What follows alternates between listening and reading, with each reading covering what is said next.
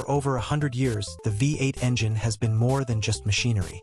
It has been a cultural icon, the mechanical heartbeat of American ambition, speed, and identity. The deep, unmistakable rumble of 8 cylinders firing in sequence is one of the most recognizable sounds in the world. It powered the cars that defined eras, won wars, broke records, and fueled a century of dreams. But the V8 story is not a simple triumph. It is a story of survival. A story of an engine that has been declared dead more than once, and somehow keeps coming back. Today we are going to walk through the full history, from its obscure industrial origins to the golden age of muscle cars, through the near-death experience of the oil crisis, to the remarkable Renaissance, and finally to the existential question hanging over every V8 on the road today. In a world going electric, does the V8 have a future?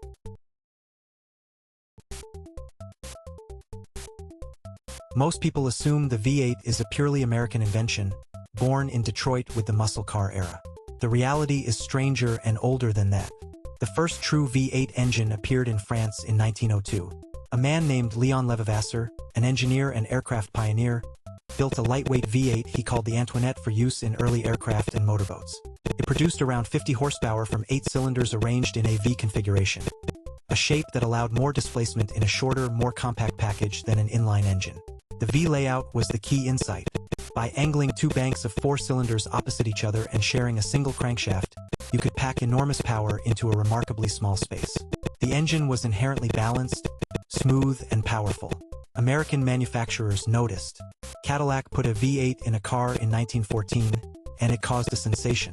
Where the standard 4-cylinder engines of the day were rough, noisy, and difficult to drive, the Cadillac V8 was smooth and refined. You could start it without a hand crank. It ran without vibrating your teeth loose. For the first time, ordinary Americans could buy a car with real power and real refinement. Henry Ford was watching. In 1932, Ford launched the flathead V8, a single cast iron block with the valves positioned in the block itself, rather than in the cylinder heads. It was cheaper to make than anything before it, and it produced 65 horsepower. Cost less than $500. A powerful V8 engine in an affordable car for the first time in history. The flathead V8 did not just change cars. It changed crime.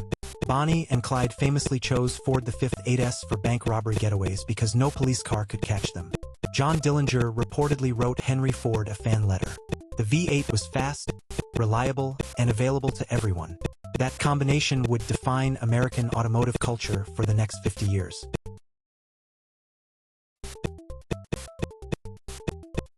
The real golden age of the V8 began in 1964.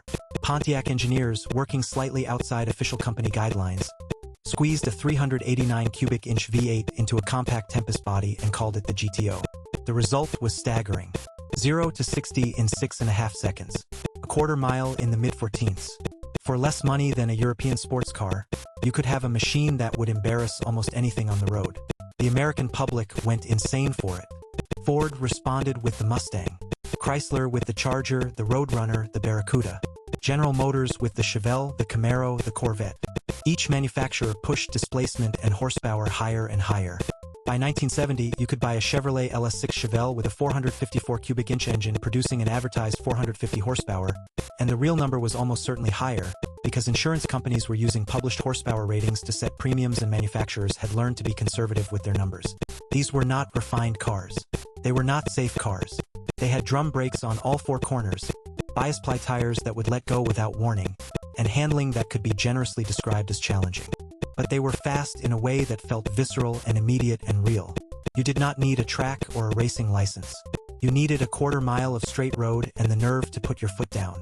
The V8 muscle car era created an entire culture: drag strips, hot rod magazines, drive-in restaurants, and a generation of young Americans for whom a car was not transportation but identity.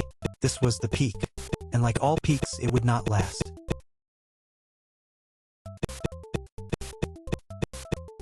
October 1973. Members of the Organization of Arab Petroleum Exporting Countries announced an oil embargo against the United States in retaliation for American support of Israel during the Yom Kippur War. Overnight, oil prices quadrupled. Lines stretched around city blocks at gas stations. Rationing was introduced. The nation that had been building cars around the assumption of cheap, unlimited gasoline suddenly confronted a very different reality. For the V8 engine, the timing could not have been worse. American cars of the early 1970s were already facing new emissions regulations that had degraded their performance. Catalytic converters and exhaust gas recirculation systems added weight and sapped power. Now they faced fuel economy standards as well. The Environmental Protection Agency had been established in 1970. Congress had passed the Clean Air Act. The party was already ending before the embargo. The embargo just cut the music. Displacement shrank. Compression ratios were lowered.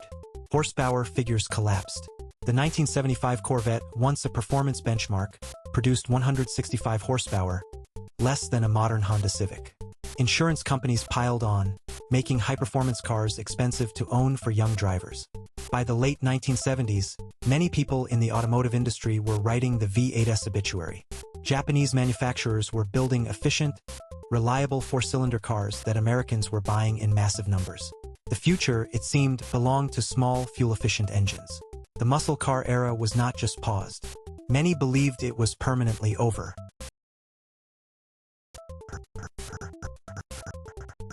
They were wrong. The V8 came back, and when it did, it came back better than it had ever been. The turning point was the early 1990s. New technologies, fuel injection, computer-controlled ignition timing, improved metallurgy, allowed engineers to extract performance and efficiency that the old carbureted cast-iron muscle cars could never achieve. The 1992 Corvette LT1 produced 300 horsepower and met modern emissions standards. The 1993 Cobra Mustang made 235 horsepower, and you could drive it every day without worrying about fuel. By 2003, the Corvette Z06 was producing 405 horsepower, with handling and braking that would have seemed impossible to the engineers who built the muscle cars of the 60s. The V8 was no longer just powerful. It was sophisticated. Overhead camshafts, variable valve timing, displacement on demand, the ability to shut down half the cylinders during light cruising and reactivate them instantly under acceleration. Modern V8s, like the engines in the Chevrolet Corvette, the Ford Mustang Shelby GT500, and the Dodge Challenger Hellcat, produced power figures that would have seemed like science fiction in 1970. The Hellcat Red Eye makes 797 horsepower from its supercharged 6.2-liter V8. It will run the quarter mile in the 10-second range. It also achieves 21 miles per gallon on the highway, better fuel economy than a 1973 economy car. The V8 had not just survived, it had evolved.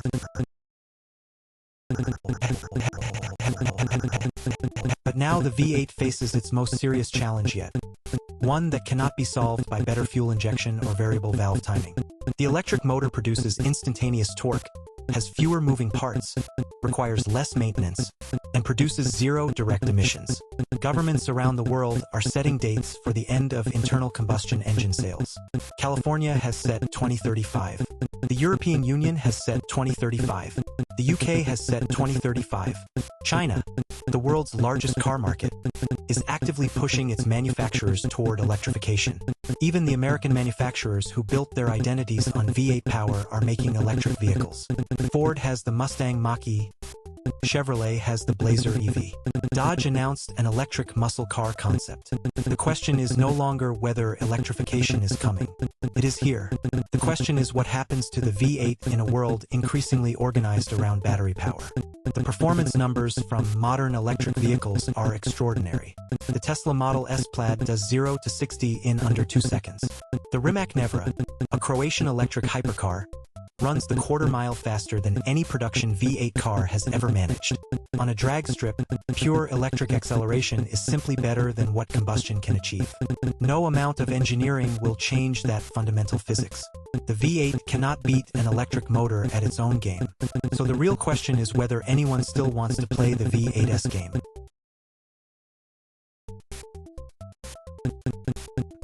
The answer, at least for now, is emphatically yes. Because the V8 is not competing with electric cars on logic. It is competing on emotion. And emotion has always been the V8's true product. The sound. The feel of that power building through the rev range. The theater of a cold start on a winter morning. The engine settling into its idle. The exhaust note bouncing off garage walls. These are not rational things. They are experiences that millions of people value deeply, experiences that no electric powertrain, no matter how powerful or efficient, currently replicates. Manufacturers know this. Ferrari announced it will keep V8 and V12 engines as long as customers want them. Porsche is developing synthetic e-fuels that would allow V8s and flat sixes to run carbon neutrally, potentially preserving combustion engines beyond the political deadlines. Dodge launched the last generation of the Challenger and Charger with the most powerful V8s the company has ever put in a production car. A deliberate last hurrah, and it sold out instantly. The collector car market tells the same story. Values for great V8 cars are rising, not falling, because enthusiasts understand that the supply of new V8 cars will eventually end. The V8 rose from French aviation technology to become the defining engine of the 20th century's most powerful culture. It survived a global oil crisis, an emissions revolution, and the rise of Japanese manufacturing. Came back stronger each time. Whether it survives the electric revolution in mass production is uncertain. Whether it survives in the garages and on the racetracks and in the hearts of people who understand what it means, that seems much more certain. Some things are not just machines.